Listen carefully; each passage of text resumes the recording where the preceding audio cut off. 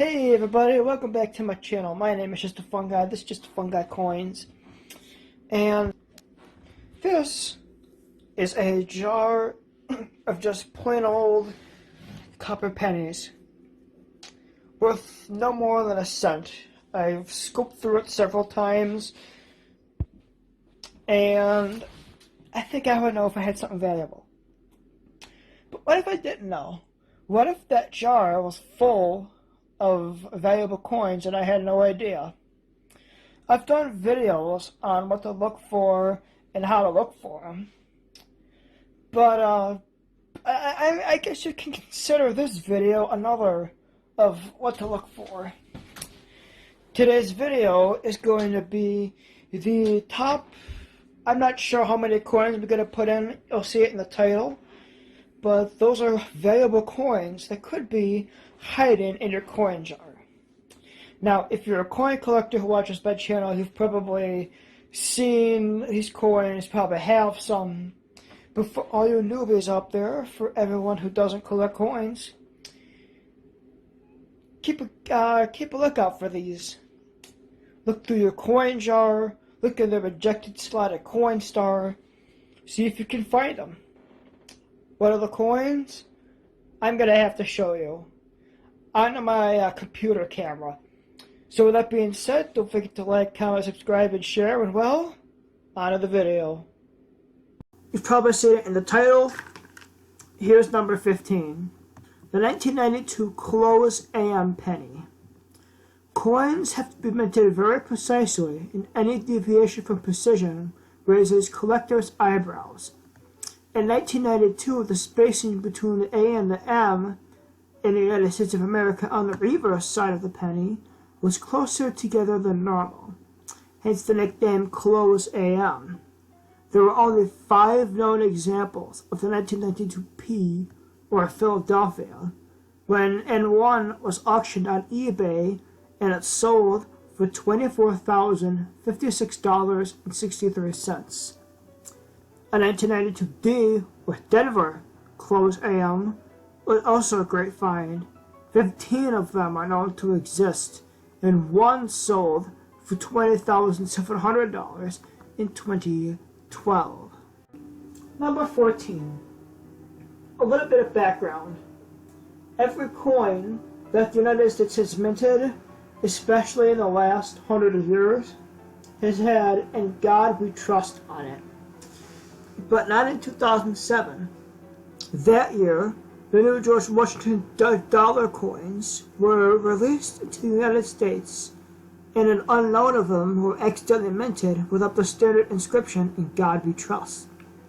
In 2007, experts predicted that the flawed coins would eventually sell for about $50 when the market settled down eventually. The prediction was pretty accurate, and these missing edge lettering dollars can go for anywhere from between $29 to $228, and depends on what kind of condition it is in. Up next, my first foreign coin. It's foreign to me and the majority of my audience who's in the United States. So if you're from this country, it's not foreign to you, but I digress. It's the 1983 New Pence 2-pence coin. In 1983, and I assume Great Britain, the Royal Mint accidentally made 2-pence coins with the die used on the reverse from 1971 to 1981. It read New Pence instead of 2-pence. This mistake means that these coins could be valued at up to 700 euros today. Number 12. It's not a specific coin, but it is coins with silver in them. Roosevelt silver dimes and Washington silver quarters.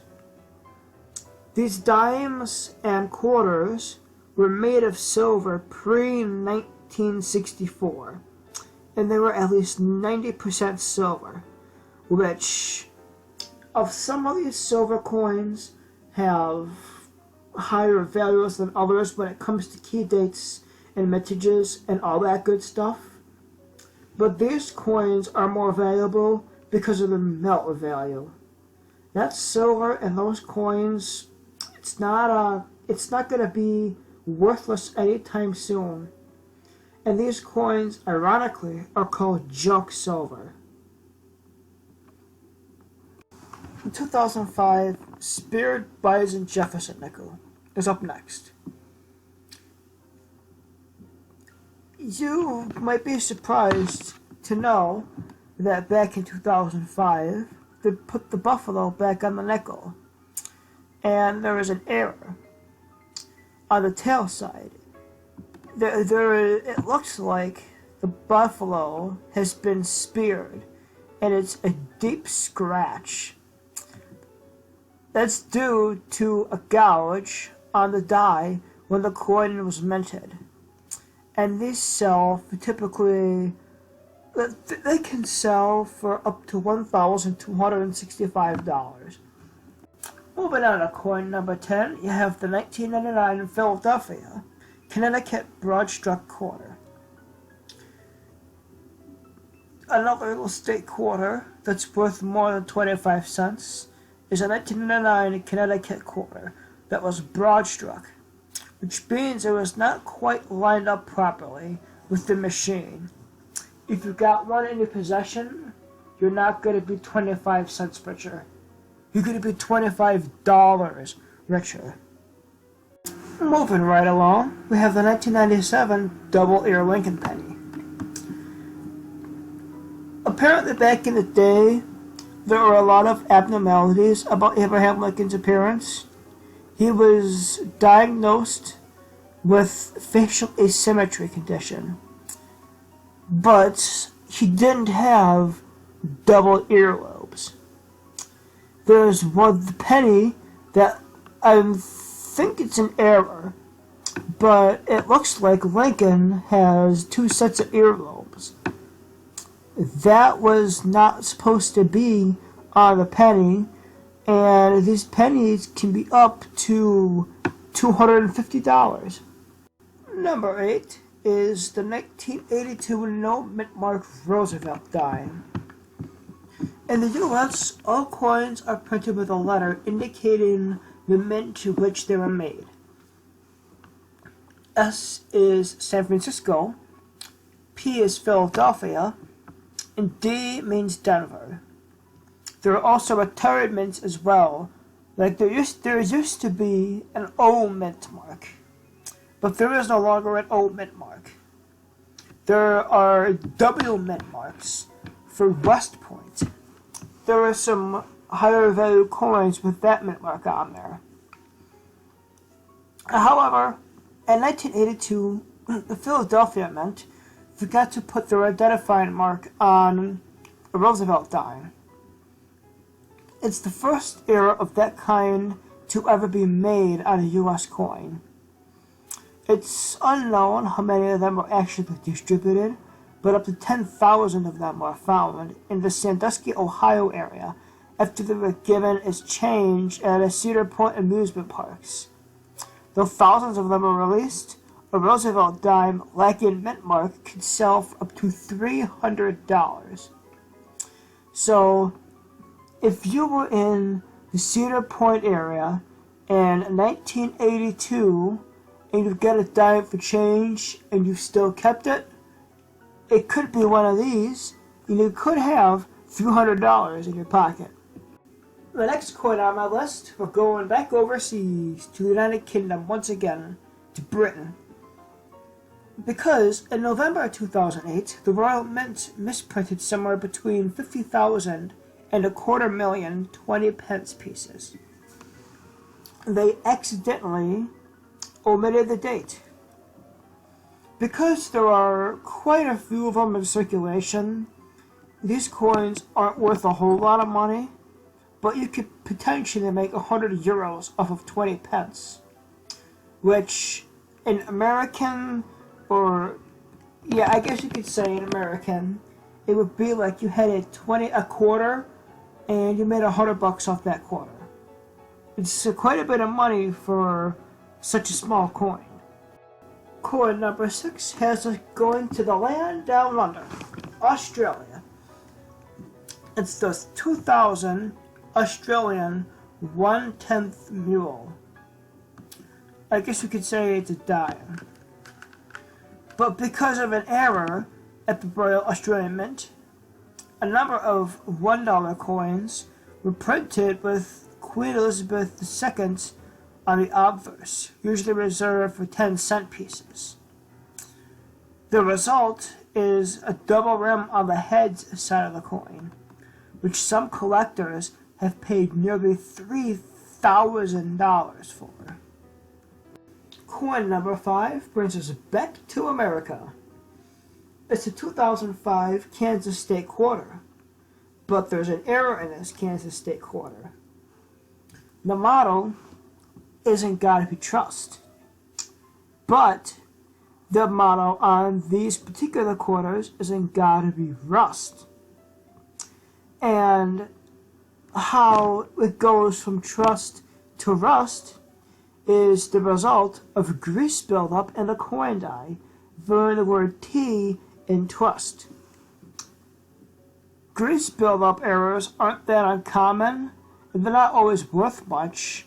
However, the mistake is pretty interesting, and it could make it worth more to some collectors. These particular coins aren't going to be the next $1 million coins.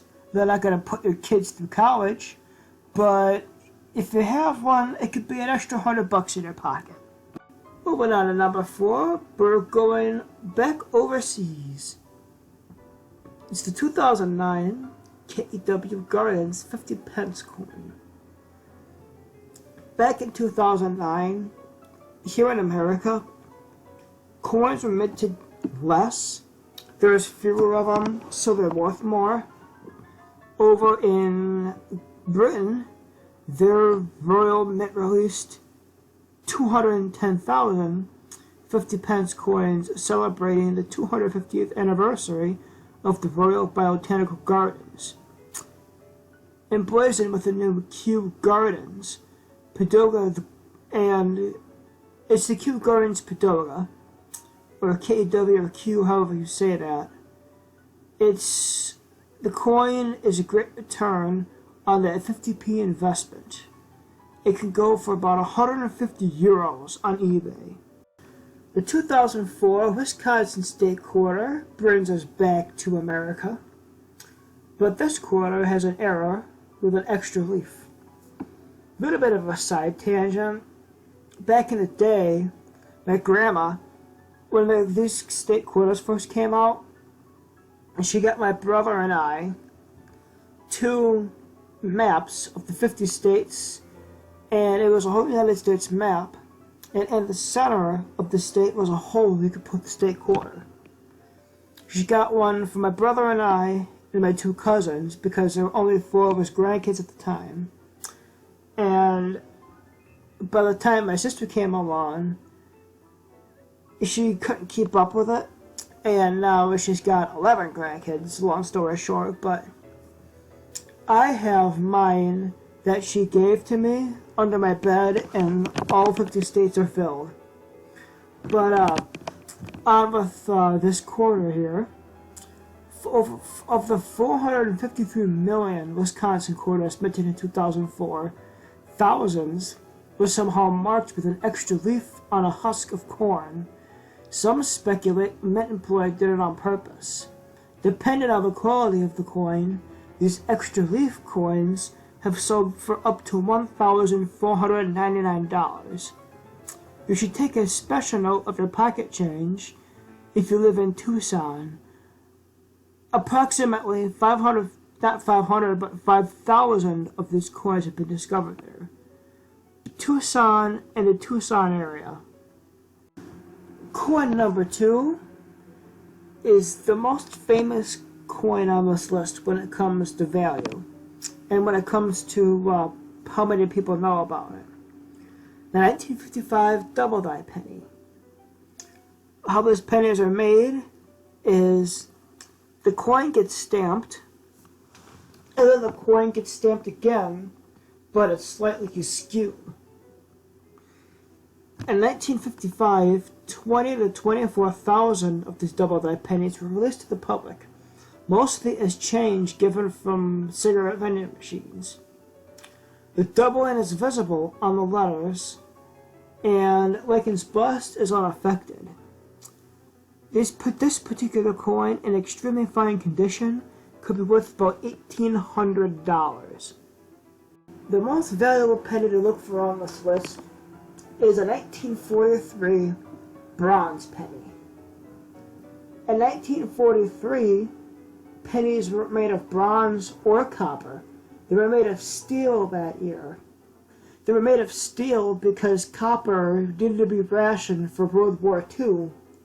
But some pennies that year were made out of bronze.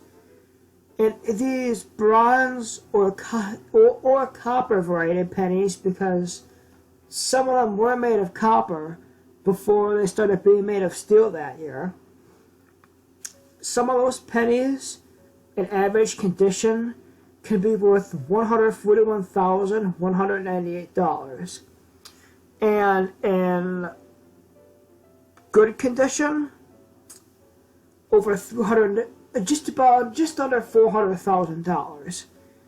And it could be worth over $400,000 in even better condition than that. Crazy. Well, that was my list of the top 15 coins that could be in your pocket change. Looks like you're gonna have to start looking, and I'm gonna have to start looking.